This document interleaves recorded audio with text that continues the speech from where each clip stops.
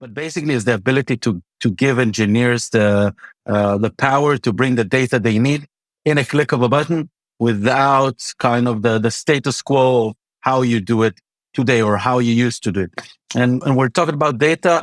We're talking about, as in any other industry, we want to take decisions based on data. For engineers, this data is how their application is behaving. Logs, metrics, traces, line by line, the behavior of the software. That's kind of the debugging process or the behavior process of the application. Welcome to 20-Minute Leaders. Just sit back, relax, and learn from the leaders of today. It's a journey. Each one is different, unique, inspiring. Let's get started. 20-Minute Leaders is a proud supporter of Make-A-Wish Israel and Tech to Peace, and is in proud collaboration with Secret Chord Ventures, J Ventures, Riverside FM, Fusion VC, Birthright Excel, J Impact, Leap, Google for Startups, and Hippo, and in media partnership with CTech. Hello, and welcome to 20-Minute Leaders. Today, I'm so excited to be speaking to Shahar Fogel, the CEO of Rookout. He's spent the last 2 decades leading data-driven businesses, products, and R&D teams from early-stage startups to government organizations. Shahar is passionate about software architecture and observability. As a cybersecurity team lead, product manager, VC investor, and a Cambridge University MBA alumni. Thank you very, very much for joining me today as the CEO of Rookout, a problem space that I'm personally very excited about. So I'm excited for this conversation, and I'm excited to learn and understand, the way that you're breaking paradigms and shifting consumer behaviors and sort of reinventing a process that I was educated as something that has a certain way of being, and all of a sudden Rookout is coming and changing and telling me that there's a different way to optimize for the same objective, but in a much cleaner way. Your experience doesn't start from Rookout. You have a multitude of experiences in different sectors, in different environments. And right before we'll get into that, I'll ask you to introduce yourself and what you're doing with Rookout. I have to ask how you've experienced Roger Federer's departure, because I know how crazy you are about tennis. God. And I know. Oh my God, that was like a week of Shiva for me. Like it was very, very depressing. I'm a big tennis fan. Besides the fact that I'm playing tennis since I can't remember when. I'm a big Roger fan. My dog is named Roger, and 3 of my kids were born in Switzerland. So we have we have strong bonds. But life goes on, and hoping someone else will come and take over him. I don't know if anybody can, will be ever able to have the persona he created. And I remember that image. I have it somewhere printed here, the image of him sitting next to Nadal, and you can see Nadal's face.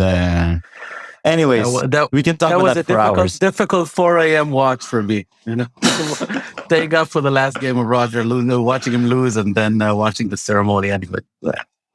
Unbelievable. Yeah.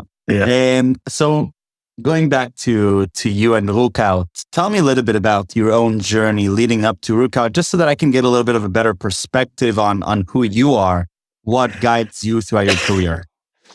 Awesome. So I started my career, first of all, before my career, I'm married, I have 4 kids. That's always, what defines me as a family person, a family man, that's first and foremost.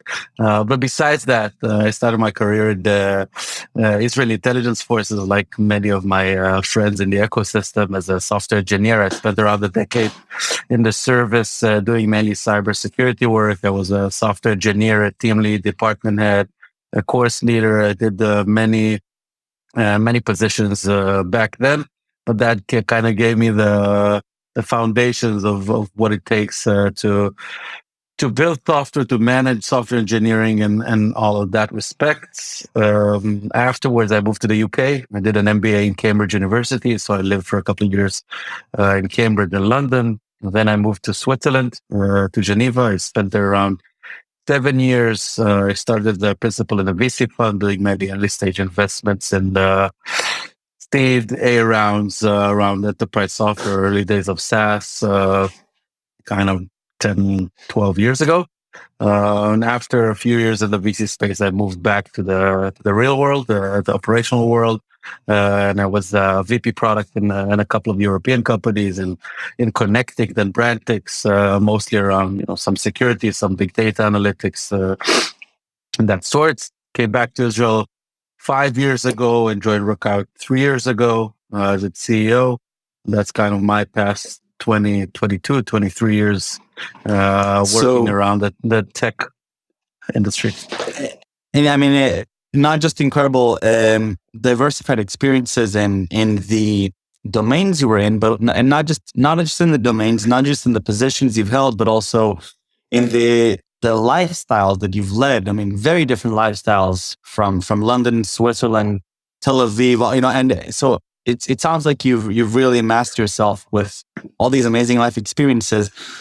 If you had to sort of summarize or dial, really distill what you're excited about, what is sort of the common thread between all these different activities, all these different positions that sort of help me get a better picture of who Shahar is? I think kind of what defines me in my career is that I like to do lots of things, and which basically takes technology on one end and some kind of an impact today. In the past, take it business impact. Before it was national security impact. But basically, what's the meaning of building the stuff that we're building, and constantly trying to to find the common ground between the two. Whether it's product positions or CEO, it's dealing with everything. But that's kind of how I look at it. On a technology, on a product, on a business, and most importantly, on a people's level. How you built a machine that needs to work with so many elements together and reach a certain goal at the end of it. Wonderful. Okay, got it. So take me to Lookout, and then let's start with explain to me a little bit about the problem space that you're in, because this is a problem that I've experienced myself quite a bit. But I'm curious to hear how you define it in your own words, and then we'll dive a little bit deeper into the strategy of it and what this actually means for the ecosystem and a bit about go-to-market as well. Awesome. So kind of the problem that Rookout solves, every engineer relates to it. Since the beginning of time, even if we talk to CTOs, that the last time that they developed software was 20, 30 years ago, they felt the pain back then. Now it's even more amplified. But basically, it's the ability to give engineers the power to bring the data they need in a click of a button without kind of the status quo of how you do it today or how you used to do it. And we're talking about data. We're talking about, as in any other industry, we want to take decisions based on data. For engineers, this data is how their application is behaving. Logs, metrics, traces, line by line, the behavior of the software. That's kind of the debugging process or the behavior process of the application. Now, up until Rookout was formed, the only way to understand what's going on is to add log lines. So meaning writing more code and then releasing a version of the software, starting to get the data back from the software, understanding if you placed it in the right location. If so, taking the decision of what to do. If not, the whole iteration again and again and again until you understand what the hell is going on. So that's a very long, iterative process, cumbersome, frustrating for engineers, demotivating. Eventually, when we look at engineers' time, around 60-70% of the time is to solve issues or debug issues. Only 30-40% of the time is actually, I wouldn't say writing the bugs, but writing the features that delivers values to the organization. And we aim to shift this paradigm. We want engineers to focus on delivering value and spend less time on debugging and understanding and fixing issues.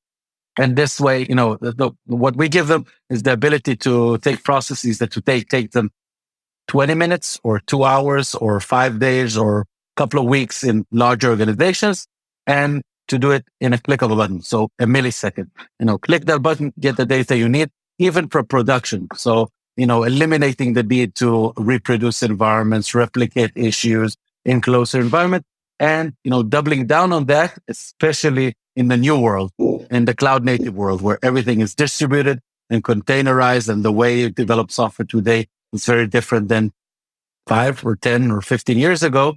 But the debugging problem is only amplified. It's only more difficult because the software is further away from you. So I'm going to ask a simple question. I do think it's a pretty fundamental one at that. I'm sure that it doesn't have a simple answer, or maybe it does, but this is a problem that everybody has, right? This is a problem that we've been experiencing for 30, 40 years. It hasn't made leaps and bounds, right? The way that I'm debugging generally last year was the same way that I've debugged 15 years ago when I learned how to code. At least for me, maybe I'm not up to date, but that was my experience. And I'm wondering, usually, especially in tech, when we have some challenge, we solve them over time, especially when enough people have this pain point. Every developer listening to this is gonna acknowledge, yes, this is a huge pain point of mine. Why hasn't this been resolved before Rookout came? Or in other words, what's stopping from a solution to come and have the next step function here? So first of all, it's the plain answer is every big idea was the first one to come. Before that, people are asking, how did we not have social networks? How do we not have even in software engineering logs before? We used to write to files, just messages. So there's an evolution in the world, but specifically what we do is we take and that's kind of something that comprises many of our team members. We take something that is very relevant to the cyber world, of how we do what we do, which is bytecode instrumentation, very low level work, and apply it to the development world. So the ability to click a button, instrument the code in a live manner without predefining anything and just getting the data from that instance is a skill set. And the way we do it is very much similar to how, cyber tools are working. So that's kind of, how Rookout was founded and the skill set and mindset that was ported from the cyber world into the dev tools or DevOps world. It's difficult. It's a very difficult technological problem and a challenge. And, it took us a while to bring it to a state where it's stable enough and it doesn't impact security and it doesn't impact performance. And there's a big moat there. And up until the point where we are today, where, large Fortune 100, Fortune 10 enterprises, big financial institutions are trusting us enough to bring us into their, both day to day, but also production environments, which is kind of where the magic happens. So if every company has its own, the big challenges big obstacles it has to overcome, I can't imagine that go-to-market is the most significant one here, right? Because, and this is something that everything we've done with product-led growth over the last few years, bottom-up approaches from teams, I'm even guessing that is a core part of the strategy here. How are you experiencing the market education and the go-to-market at this point? So you've mentioned three parts. One is around go-to-market versus technology. And, I know many great companies who has great technology. Go-to-market is always the issue. If you're good enough to execute, your ability to find a prospect, to sell them well and to get them using, it's always a challenge in any domain, in any industry, for every product, but for us as well. We need to get there. Now, two other things that you mentioned is around market education. That's a key challenge in what we're trying to achieve because, as you said, just didn't exist before Rookout. We have some follow-ons, competitors that have copied us and doing similar stuff, which is great. It shows that there's a real problem and money is being poured. But when you go to an engineer and you show him what we do, there's always like the jaw dropping, aha, how did it not exist until now? Which means that people are not actively searching for a solution like that because they don't know it exists. So we need to educate the market that, the solution exists for them to use it. Now, in terms of kind of the go-to-market strategy, it's a combination. It's a combination of, bottom-up, product-led growth, momentum. Of course, that's kind of how engineers operates and working. But on the flip side, our aim is to sell to large organizations. That's where the large accounts are. That's where the pain is more significant, both in terms of MTTR, mean time to resolution, and fixing customer issues. The impact of something not working for an enterprise can be hundreds of thousands of dollars or millions of dollars for every minute, hour, day that is not working, compared to a startup, which is smaller enterprises. And these organizations works slightly different. There is also kind of PLG and bottom up momentum, but eventually our solution is an agent which is going and sitting in production in data sensitive environment. And the individual engineer, it's very difficult for him to go into, one of the top 3 banks in the US and put an agent in production for their trading system. It just doesn't happen. So you have to go through the process anyways. So, it's a combination. Mhm. So take me, 3-5 years down the line. What does Rookout represent in the world? What is the vision that you see for Rookout here? So basically, the vision, the North Star for us is, the world of observability. And we all know it's a very hot word or trend, and lots of companies, but all these companies are targeted at ops people. They're just making sure, on the infrastructure level, health checks, CPU, RAM, whatever. For Rookout, we want to lead. We are leading and want to continue leading the developer first observability approach, as part of the shift left motion in the world, where engineers are getting more accountability, responsibility, and ownership of the application. They need to understand what's going on without calling their friend from ops, telling them, give me access here or there, or add me some data. So, we want to give engineers the tools to understand what's going on in a click of a button, and to be a part of their day-to-day tool set, for everyone. People like, for me, back, 15 years ago when logging libraries started. So we integrated them and said, how did you write to log files until now? How did we live without that? For me, 5 years from now, I want every engineer to say, how did we live without the ability to instrument the code in a live manner? How do we every time need to write code, add logs, deploy, wait, do this whole cycle when I can just click a button and get it? That's very, very cool. And so if you're looking today at how you're measuring the success of your own product, and considering the circumstances of the pain point that have led you to the conviction that this is an interesting space, what are sort of the key metrics that you really care about in when it comes to measuring the success of a product like the one that Rookout provides? What is it about the life cycle of an engineer or developer that you are really, I guess, data driven about to optimize for, so that Rookout really makes a significant difference? Are you asking me or my investors?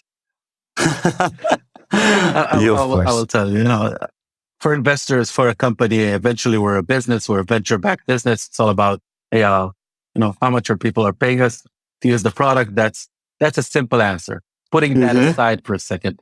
For us, how we're measuring it is, of course, by adoption within the organization. So if it's 1 user or 20 users, and the growth and the velocity of the expansion within the enterprise, within the organization. Sorry, the engagements and how much, not only how many users, but how much are they using us?